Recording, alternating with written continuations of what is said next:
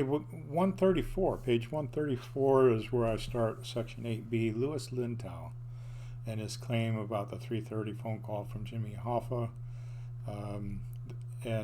He even testified that when he spoke to Hoffa, that it was at 3:30, of course, is what he said. And he said that Hoffa said to him that Tony Giacalone and Tony Provenzano are an hour and a half late.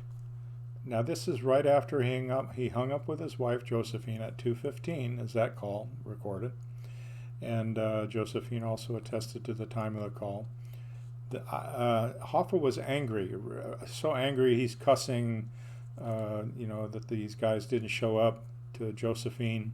So with Hoffa's personality, the state of anxiety and anger he was in, do you believe he would have waited around for 90 minutes before he called Linteau and said, I've been waiting here for 2 hours?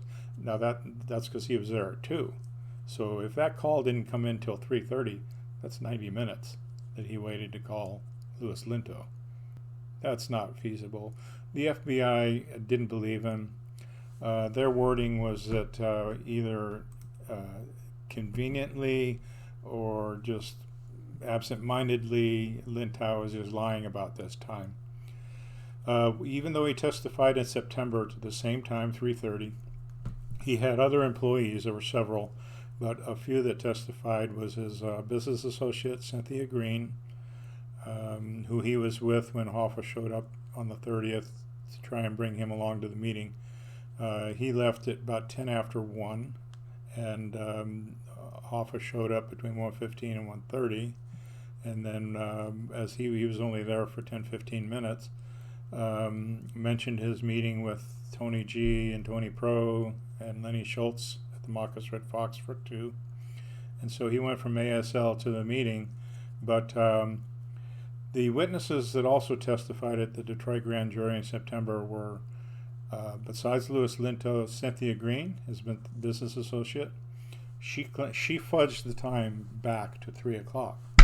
So she cut a whole half an hour off of that estimate that Linteau had made before the grand jury. Elmer Reeves, his head driver, limo driver, also fudged the time back to 3 o'clock.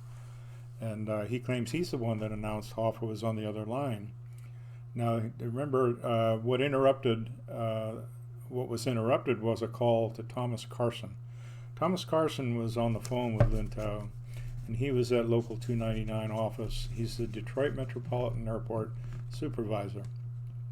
And he had business, or for whatever reason, was on the phone with ASL and Louis Linteau. And his testimony to the FBI was it was around 2:30. And phone records, Michigan Bell telephone records, state that that call was at 2:35. So that puts Hoffa's call at 2:35, a full hour before Louis Linteau claims it was made. And that claim is what Jack Goldsmith uses in the appendix of his book, In Hoffa's Shadow, to prove that Hoffa was not in the car. He couldn't have been, because other witnesses saw Chucky O'Brien at the Union Hall at 4 or 4:30. Well, the receptionist at the Union Hall left. She usually works till 4:30. She claims she left a little early that day, and she didn't see Chucky O'Brien. So the only people to have seen him would have been other people, maybe even Joe Valenti, when he got his call to pick him up at Union headquarters for a ride to Jack's car wash. So Thomas Carson said it was a female voice that announced Hoffa was on the other line. If you have seen any of the videos with Elmer Reeves, you'll know that his voice is so deep and masculine, there's no way his voice would have been mistaken for a female voice by Thomas Carson. So I believe he also lied to the grand jury, not only about the time, but that he announced the call. I don't believe they wanted the FBI to interrogate other witnesses or employees about that phone call. So in the Hoffa memo, as I said, the FBI comments on this testimony from Linteau. They have several pages, and we'll go over the Hoffa memo at a later time, but I just made references to it in the book just to get the subject covered a little bit. Uh, the FBI wrote in the Hoffa memo that Linteau's memory is bad, either genuinely or by design. And he also holds all his employees at ASL under his tight control to such a degree that one employee stated they will say anything that Linteau tells them to. And if you have your link and access to the Hoffa memo, the Linteau phone call is covered on page 13 and 14 of the Hoffa memo. So I got a call from a former girlfriend. She talked to me about, she was a girlfriend of Louis Linteau back then, and a former employee also contacted me. So apparently he was a nice man, good to his employees, and the girlfriend, she said she was rowdy at the time, so I don't know how long she dated him, but I think that kind of clarifies if at first I thought Cynthia Green might have been a girlfriend, but apparently no, she is just a business associate. So my belief is that Linteau, he wasn't involved in a sinister way, but he was basically told to give information in a way that would pad and kind of close his window of Hoffa being abducted and being in the Mercury. So I think it was a back end way of trying to mislead the FBI about Hoffa being in the car with O'Brien. The one time that they went and they just had to convince Hoffa to patch things up with Tony Provenzano, and the lure was so he would get the backing of Tony Pro for running again for Teamster president in the upcoming election. He really did believe, and a lot of people believed, that appeal was going to be granted, and at about that time, that week or that month, July was almost over, so it would have been pretty soon after. So it looked like the way was going to be cleared, and maybe that's why he was open to making amends now with Tony Pro, and Tony Pro agreed. So let's just say that the meeting was all on as far as Hoffa. On the 26th also, as I pointed out in an earlier blog, Peter Vitale and Anthony Quasarano, I'm sorry, earlier I had mentioned on the 26th was also the date that Frank Fitzsimmons flew in for one day only, and the desk clerk at the Fairlane in Dearborn testified he checked him in. It was 1 in the morning, and there were keys left for either a Lincoln or Mercury for him to use as a car while he was there, but he checked out the following day, and apparently that was the 27th he checked out, and went back to New York to his office. But on the very same day, July 26th, Peter Vitale and Raphael Quasarano, Central Sanitation mob figures, meet up with Frank Fitzsimmons at Larco's. And Frank Fitzsimmons tried to convince the FBI that it wasn't at Larco's. He met with, he had gone to the Carl's Chop House during the 1.5, 2 days that he was in town. But the desk clerk testified he was there, had a car to drive, and the manager of Larco's first testified he was there. Then he changed his mind, said he was mistaken.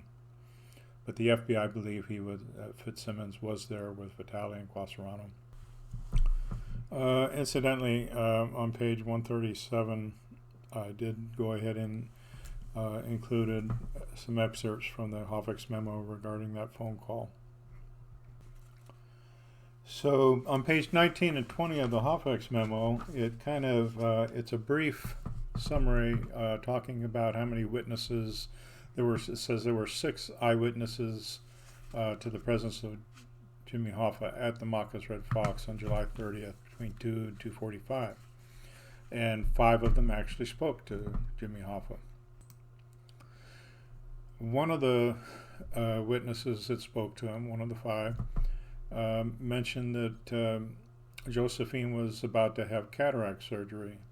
And the FBI said that's what made it so reliable, is because Josephine having surgery wasn't a known public issue, so he could have only heard that from Jimmy Hoffa himself. So they're convinced those eyewitnesses that were speaking to him were genuine.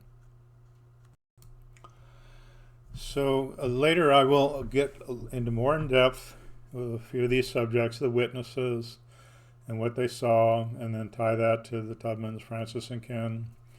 They are eyewitnesses. When I read in the Hoffa's memo, is they really wanted somebody that saw something after the car was seen leaving the Red Fox by that delivery truck driver. And I just wish that the opportunity had availed itself to Francis and Ken coming forward at the time. I don't know if it would have made a difference. I really don't. It still would have been circumstantial. They didn't see Hoffa being held down. They saw what appeared to be 2 men holding something down. So maybe that's why this whole thing just fell apart. Everything was circumstantial. Unless you had a confession, you wouldn't have been able to convict. But I also understand that circumstantial evidence has convicted people. But what would you have convicted Chucky O'Brien of? I don't believe he did the murder. So he drove the car. It's like driving the getaway car. I don't know what they would have pursued with him. They would have liked to add more information from him, true information. I will kind of allude to what my mom and dad saw. I know my dad knew who was who with the mafia and the unions and everything in Detroit. We had lived there since 1960, and this was 15 years later. He knew exactly who was who. So when he identified Chucky O'Brien on site, it wasn't, oh, that looks like Chucky O'Brien, or I wonder who it is. Oh, maybe that wasn't what happened. He knew exactly who he was. And there's a rumor that it was somebody that looked like him. There's other rumors, but he knew what was going on. He was pretty savvy. So, and he also knew about the Raleigh house. As I said, he was hired to manage the place. He knew it inside and out. And he knew that it was owned by the Jewish mafia, which is why he didn't go to work when he was supposed to start. He quit the day before. He was supposed to start in 1974. His description of the kitchen is firsthand. He was a meat cutter before he got into the army and the restaurant business, so he knew meat preparation. And because of the really highly respected reputation that Darby's had for preparing and serving kosher food, and here he was the manager for 8 years, he was kind of a treasure for Sammy Lieberman to want to hire. The Raleigh house was trying to emulate the reputation that Darby's had had. Remember, it burnt down on Samboesky's birthday, July 1968. And since then, nobody took its place. The recipes that they had were under a vault by Samboesky's son-in-law, who still has them under a vault at a bank. So the reputation, I never realized it as a kid, was pretty high end, even higher end than the Raleigh house, believe it or not. People used to say, "Where are you going?" "Oh, I'll meet you at Darby's." That was the thing to do back in the 60s. So he, ironically, instead of, he was a workaholic, like I said. He definitely, if he had taken the job, he would have been there that afternoon, probably even been the one opening up the kitchen door when the car arrived to the 4 men and whoever else was waiting. As I said, I worked for him, and the kitchen door would have been locked. That was a way of keeping food from going out the kitchen door. by the employees. He knew how to control the flow of food in and out of a restaurant and the kitchen. The meat was always guarded. Because he was a meat cutter, though, he really appreciated the way it was. It was tripled in size because of the popularity of the restaurant to the Jewish community, and in that whole suburb north of Detroit, Southfield, Bloomfield, a lot of people, expected good quality food and service. And this fact about him being an honorary rabbi and kept a yarmulke in his pocket, man, he could bless the food to make it officially kosher before it's served, if anybody asked. So, but he knew this place was tripled in size, all stainless steel counters, huge meat cutting equipment, bandsaws, meat grinders, the sides of beef, and even my mother described it because he had taken her there for lunch to show off that he had this job, and he was 61 years old, of running the Raleigh House and with its reputation. So he was very proud. He had been out of work and he needed a job desperately. So he knew this restaurant and the kitchen inside and out. Sides of meat on hooks with a rolling mechanism into the meat lockers, and floor drains to catch the blood from butchering the meat. You could have gotten rid of traces pretty easily. I'm convinced there was a reason for taking him to the Raleigh House. Not only that, but Hoffa was familiar with the Raleigh House. Remember, his coming out party was at the Chop House on Christmas Eve, and then New Year's Eve of '71 it was at the Raleigh House. So he was familiar. Both Quasarano and Vitale had meetings at the Raleigh House after the abduction with the Giacalones, and so it was a popular meeting spot for the mob. So he witnesses the probable abduction of Jimmy Hoffa from across Telegraph Road, 150 feet away from the back corner of the Raleigh House, instead of opening up the door. That description I just gave you was difficult, but I felt like I had to describe it to James Hoffa Jr. when I spoke to him in early in 2019. Again, this is long before I thought that a book was necessary. Chucky O'Brien was still alive. I had no idea where the story had to go, but I knew I hadn't told the other child, James Hoffa Jr. I'd only spoken to Barbara Crancer back in 2009. So I did take it upon myself to, after I turned down the interview with Eric Shawn because of family concerns of retribution, I just thought I've got to talk to James Hoffa Jr.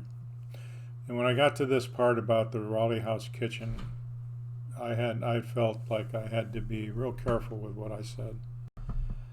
And I apologized in advance. I said, I know this is going to sound gruesome, but I need to describe the kitchen to you, because I believe that was the purpose of the Raleigh House, and what probably is what happened to your father. And also a little bit of background, which I'll also expand on later, which is Sammy Lieberman, who has, traces back to the early Purple Gang in Detroit. He had a deli in Detroit in the 30s and 40s that was before he opened up the Raleigh House out in Southfield. Also, James Joseph was interviewed, the general manager. He was interviewed when the FBI just kind of swarmed the Raleigh House on September 22nd and again on September 29th, which was a good 4 weeks or 4 trash pickups.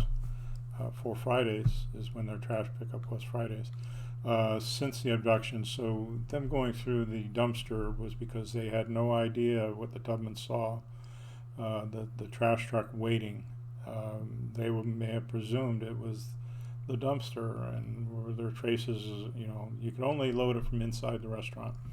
And they had a tip, which was not my dad's tip, that they think they saw someone throw a body into the dumpster at midnight from a Lincoln Continental. It looked like it could have been a body. And as the general manager at the time, James Joseph, and I think he was also related to Sammy Lieberman, that was brought in when my dad refused the job, told them that you could only access this dumpster from inside the Raleigh house. So there's no way someone threw a body into it. But they still wanted to interview all the employees. They interviewed manager. They never interviewed the trash truck drivers or the person picking up the bin. And that was confirmed by Roxborough, who was one of the managers at Central Sanitation when the FBI started interrogating Central. And I was contacted by former employees, janitors, a janitor that worked at the Raleigh house, gave me a little bit of information on the layout and everything, and he did confirm the kitchen was in that southeast corner, as my dad said. And there were people that were working in the kitchen. They said that the FBI showed up with guns drawn, at least on that first occasion on September 22nd, when they came to interrogate the employees. They were hot on the trail, they thought. They said it was the most reliable tip they had had to date. If you did follow my suggestion and go to newspapers.com, you'll find an October 1975 Detroit Free Press article, page 1A and 12A, where they talk about the most reliable tip that the FBI had to date. I guess I'll mention a few names here because I had heard them. They were part of the original FREEP reporting team, Free Press reporting team. Joe Thomas, Ralph Orr, and Remmer Tyson, and Billy Bowles.